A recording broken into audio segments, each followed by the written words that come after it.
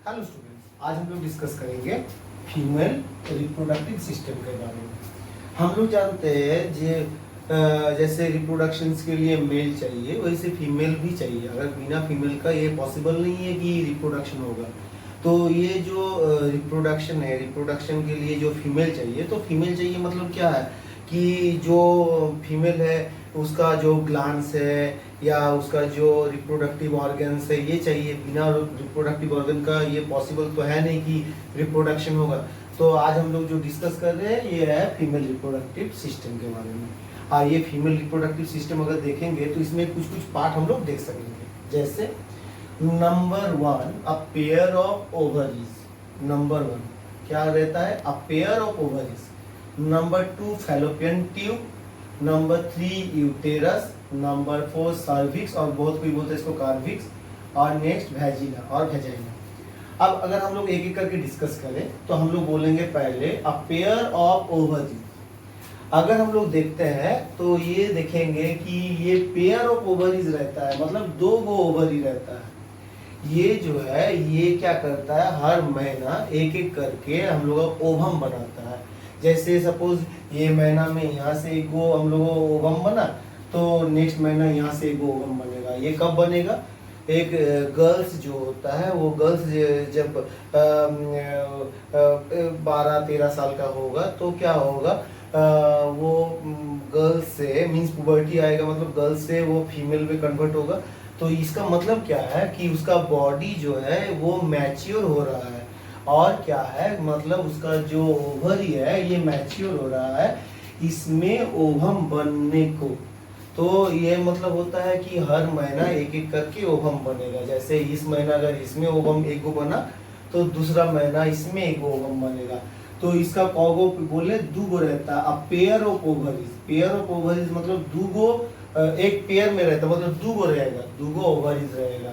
और इसको हम लोग कहते हैं प्राइमरी ऑर्गन, क्योंकि हम लोग जानते हैं जो ये ओवरी है, अभी जैसे बोले ओवरी क्या करता है कि हम लोग का फीमेल जो गैमेट से ये बनाता है, मतलब क्या कि ये ओवम बनाएगा। ओवम अगर नहीं रहेगा या ओवा नहीं रहेगा तो ये पॉसिबल है क्या कि मेल स्पर्म आया और इधर फीमेल गैमेट नहीं बना, तो रिप्रोडक्शन पॉसिबल नहीं है। दैट मीन्स ये एकदम नीड है कि अगर बिना जो ओवा होगा मीन्स बिना ओवम होगा तो ये पॉसिबल नहीं है कि रिप्रोडक्शन कंप्लीट हो। इसलिए इसको हम लोग कहते हैं प्राइमरी ऑर्गन। अब नेक्स्ट होता है फैलोपियन ट्यूब। फैलोपियन ट्यूब क्या है? जो ओवरी का बाद वाला जो ट्यूब लाइक स्ट्रक्चर है ये है फैलोपियन ट्यूब। अब ये जो फैलोपियन ट्यूब है इसका फंक्शन जैसे हुआ कि हर महीना एक करके ओवरी में ओवम बनता है, तो ये ओवम उसके बाद कहाँ आ जाता है, ओवरी के उसके बाद फैलोपियन ट्यूब में जाता है। और ये जो हम लोग स्पर्म आया तो ये स्पर्म क्या होगा, ये फैलोपियन ट्यूब में ये ओवरी में से जो ओवम आया और ये जो स्पर्म आया ये दोनों का जाइगोट फॉर्मेशन, मतलब यहाँ दोनों का फर्टिलाइजेशन होगा।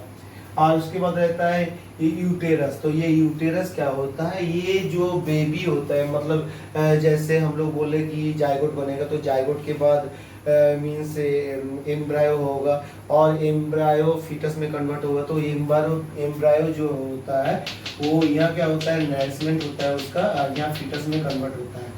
तो ये जो यूटेरस है उसको नरिशमेंट देने के लिए रिस्पॉन्सिबल है। उसके बाद होता है कार्विक्स या सर्विक्स, जो भी हम लोग बोलेंगे। बहुत कोई सर्विक्स बोलता है, बहुत कोई कार्विक्स बोलता है। मतलब वेजिना जो ओपनिंग से ये यूटेरस से वो जुड़ा हुआ रहता है, ये ओपनिंग को हम लोग कहते हैं सर्विक्स और कार्विक्स। उसके बाद होता है वेजिना। वेजिना होता है फीमेल पैसेज होता है, जो फीमेल पैसेज जो स्पर्म को मूव करने के लिए, आगे जाने के लिए जो रास्ता होता है इसको कहते हैं। अब हम लोग डिस्कस करेंगे इसका, अगर स्ट्रक्चर डिस्कस करें तो ये क्या होता है। अगर हम लोग ओवरी देखते हैं तो ये क्या होता है, अभी बोले प्राइमरी फीमेल सेक्स ऑर्गन। और क्या होता है, वन ऑन ईच साइड। जैसे अभी हम बोल रहे कि दो गो रहता है तो वन ऑन ईच साइड, मतलब हर साइड में एक गो करके। अगर दाएं साइड में एक है तो बाएं साइड में एक रहेगा, एक एक करके दो साइड में रहेगा। और ये फिर हम लोग बोले थे कि ये दो रहेगा, लेकिन ये कहाँ पार्टिकुलर इसका रीजन कहाँ है, ये रहता है क्या कि each side of the uterus, uterus का ईच साइड में रहेगा, मतलब होता है लोअर एब्डोमेन। अगर हम लोग देखते हैं तो ये जो ऊपर वाला पोर्शन होता है हम लोग का थोड़ा सी कैविटी, और नीचे वाला होता है एब्डोमिनल कैविटी। तो एब्डोमिनल कैविटी का एकदम नीचे वाला जो पोर्शन होता है इसको कहते हैं लोअर एब्डोमेन, तो लोअर एब्डोमेन में रहेगा। और ये क्या होता है, जैसे पहले ही हम ये लोग बोले कि ये बनाता है फीमेल गैमेट बनाता है, और क्या करता है हार्मोन सीक्रेट्स करता है। फीमेल हार्मोन हम लोग जानते हैं मेल हार्मोन होता है, ऐसे फीमेल हार्मोन भी होता है। इसका नाम है एस्ट्रोजन एंड प्रोजेस्टेरोन। जैसे हम लोग पढ़े थे मेल हार्मोन्स टेस्टोस्टेरोन टेस्टिस से जो बनता है, ऐसे ही हम लोग ओवरी से देखते हैं एस्ट्रोजन बनता है और प्रोजेस्टेरोन बनता है। अब इसका जो स्ट्रक्चर है ये क्या होता है, एपिथेलियम से, ये जो थीन एपिथेलियम से, ये वाला जो है थीन एपिथेलियम से ये कवर रहेगा।